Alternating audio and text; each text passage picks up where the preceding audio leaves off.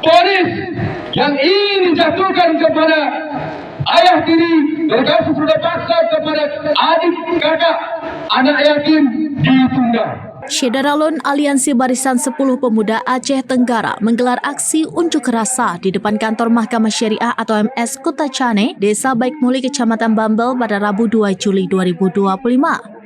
Mereka mendesak agar terdakwa kasus pelecehan seksual terhadap 3 korban di bawah umur divonis maksimal 200 bulan penjara. Aksi tersebut dilakukan dengan menggunakan mobil pick-up yang dilengkapi alat pengeras suara. Koordinator aksi, Dahrin Syah, menyatakan bahwa demonstrasi ini merupakan bentuk dukungan terhadap keluarga korban sekaligus mendesak peradilan agar memberikan hukuman setimpal kepada pelaku yang merupakan ayah tiri korban. Peserta aksi menegaskan akan mengawal proses hukum hingga korban memperoleh keadilan. Mereka meminta Hakim MS Kota Cane menjatuhkan vonis berat berdasarkan Pasal 50 Junto Pasal 47 Kanun Aceh Nomor 6 Tahun 2014 tentang hukum jinayat. Putusan tersebut rencananya dibacakan pada Kamis 3 Juli 2025. Dahrin Syah juga meminta anggota Komisi 3 DPR RI asal Aceh, M. Nasir Jamil dan Nazarudin atau Dekgam untuk turut mengawal kasus ini hingga ke tingkat Mahkamah Agung. Ia menekankan bahwa dampak psikologis pada korban akan terus membekas hingga dewasa, sehingga pelaku harus dihukum seberat-beratnya. Sementara itu, Ketua MS Kota Cane, T. Suwandi, mengatakan bahwa kasus ini ditangani hakim tunggal dan putusan akan diumumkan sesuai jadwal. Jaksa penuntut umum sebelumnya menuntut hukuman 160 bulan penjara terhadap terdakwa. Kurangnya kepercayaan masyarakat terhadap integritas Mahkamah Syariah Kota Jambi.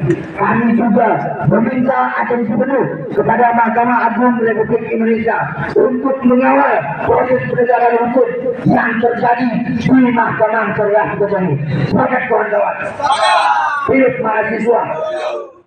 Isu-isu yang berkembang ini masalah pelecehan nih, itu divonis bebas itu apa benar?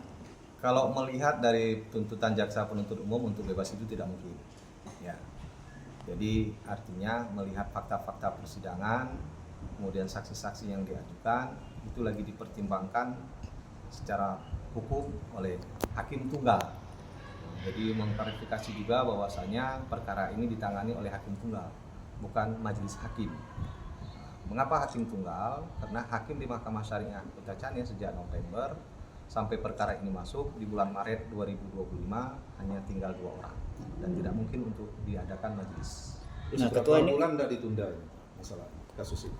Kasus ini kan ada tahapan seperti yang saya sampaikan tadi, ada tahapan-tahapan persidangan yang memakan waktu. Dari JPU pun belum siap dengan pembuktian waktu itu, makanya ditunda.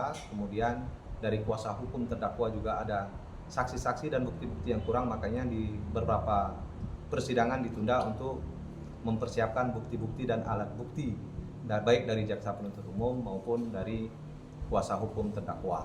Korban ada berapa? Korban ada 3. Itu satu berkas atau terpisah? Satu berkas perkara.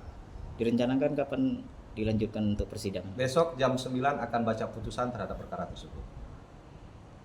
Berarti potensi untuk dibebaskan itu nggak ada ya Pak Suliswi?